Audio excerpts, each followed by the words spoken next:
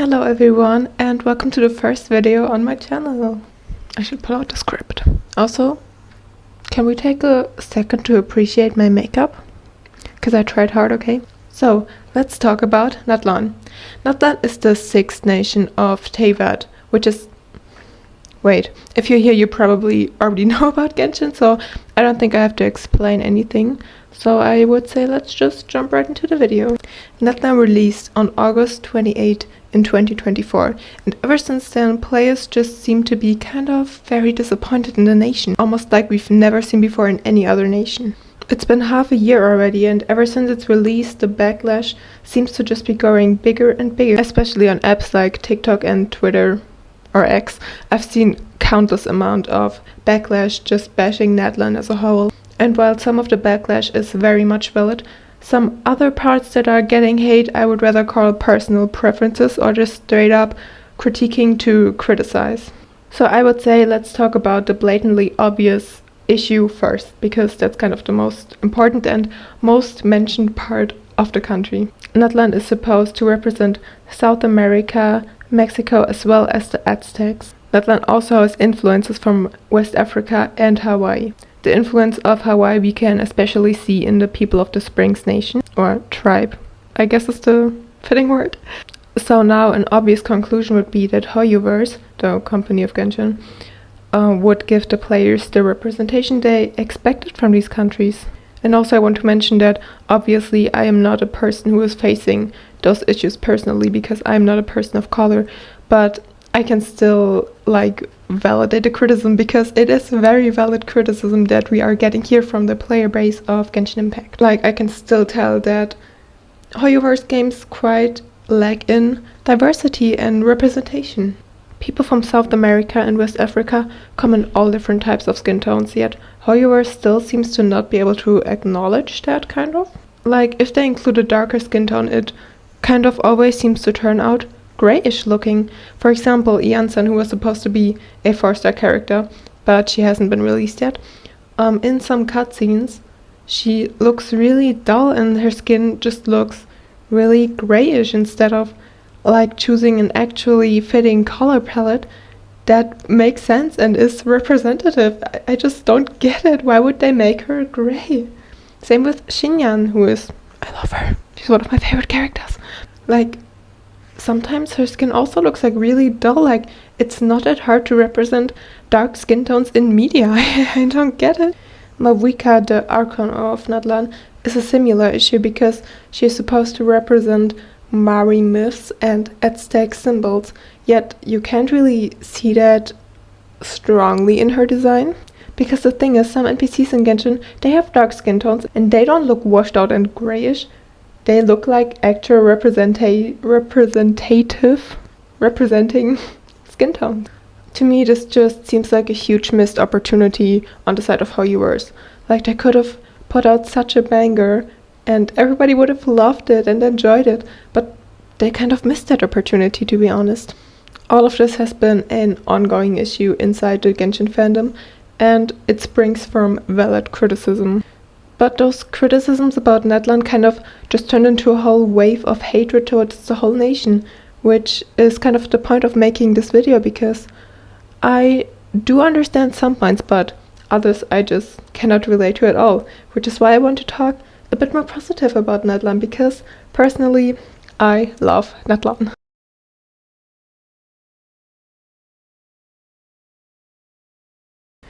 I also recently saw a video of someone talking about Natlan, and they said it's not that deep, it's a video game and people don't really mind that much.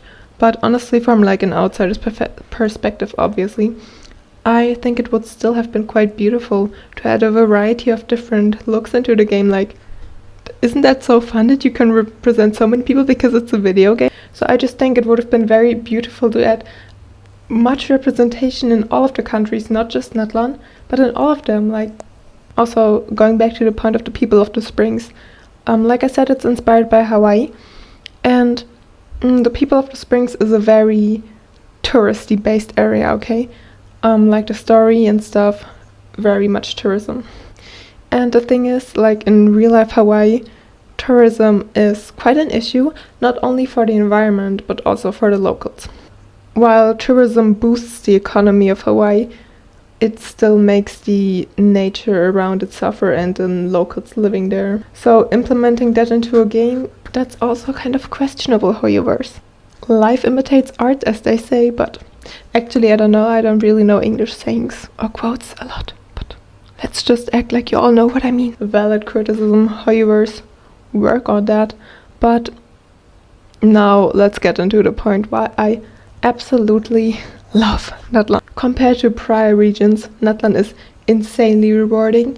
It is so fun to explore, it's lore filled, and there are so many fun new challenges. Like, I genuinely cannot understand why you would hate this whole patch in general.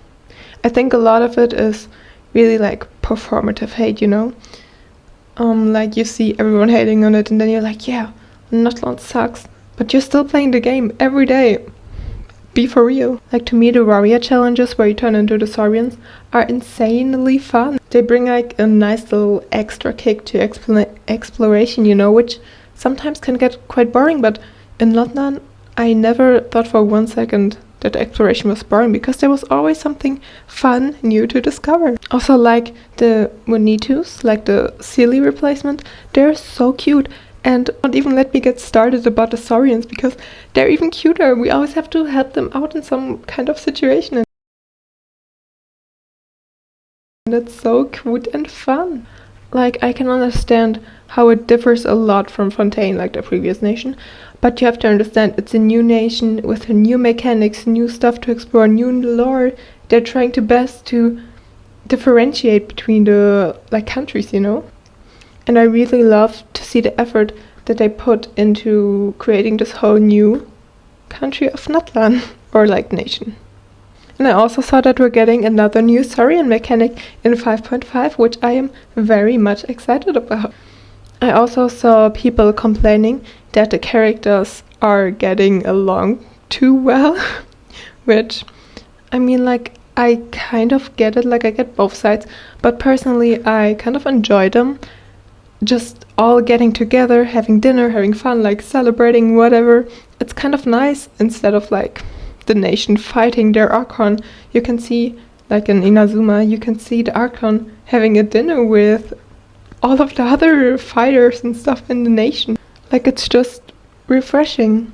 I don't know. Also, another topic that I quickly wanted to mention is fan service. And while I'm not gonna get into it too much right now, because it's just too big of a topic to cover in a few minutes, honestly, if a character having a fan service burst animation stops you from playing the whole game, then okay, don't play it. Like, I don't really care. Like, Mizuki and Silali, they're so cute. Like, they're so my type of character, because they're just so cute. I see myself in them, okay, because I'm cute too. Like, obviously Hoyoverse wants to make money off of Sims, but if that stops you from playing the game, I would, like, if you aren't affected by it, keep playing the game. Like, if Sidlali's burst animation stops you from having fun in the game, stop playing it. I don't, like, chill. I mean, obviously over sexualization isn't great ever, but it's an anime gacha game, okay? It's not new. It will never be new. Anyways, back to the topic.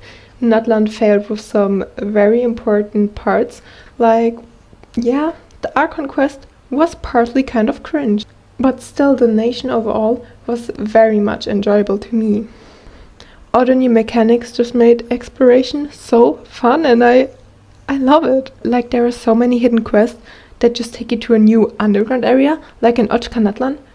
I was so shocked, because I was kind of scared of it at first, but then I actually explored it to 100%, and oh my god, like, the stuff that was happening, there were like 3 layers or something to the map of HATES Natlan, and I was just so shocked as I kept discovering more and more.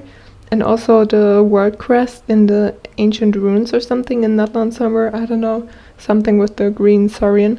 You also get to like a new underground area, and also with the brown Saurian there's also like this phlogiston area. I don't know, like huge world quest with amazing underground areas. I don't know, I just think that's really cool. Another aspect that I enjoy is that the puzzles aren't too hard. We have to look up a YouTube guide every second puzzle. I'm looking at you, Inazuma and Sumeru Desert. But I also have to say, I would have loved if the warrior challenges were more challenging, because I just like, that's a personal preference, but I love trying like 20 times to like get 100% of something. Like I just want to go through the same race over and over again just to get it right, you know, but that's just a personal preference, and I guess they're trying not to make the game too hard, which is understandable. Yet still, Natlan grew kind of close to me with all the characters, the exploration and the lore. And while it has a very different vibe to what was promised to us from all the lore that we got to read before in all the tales and stuff about Natlan, like warrior nation, volcanoes, fights, war, I just like to go into things with very low expectations, because then you cannot be disappointed. And viewing it like this, Natlan was, or is, still really fun to me, and I cannot wait what we're going to see with the upcoming patches. Yeah. So, this was my little video about Natlan, my first video on this channel. I hope it was kind of interesting to listen. So yeah, that was probably all I had to say about Natlan. I could go on and read about this for an hour probably, but this should be enough. So I hope you liked this video, and you can also find me on TikTok on my personal account and my Genshin account, which I am sometimes active. I don't know, but yeah. See you guys hopefully soon.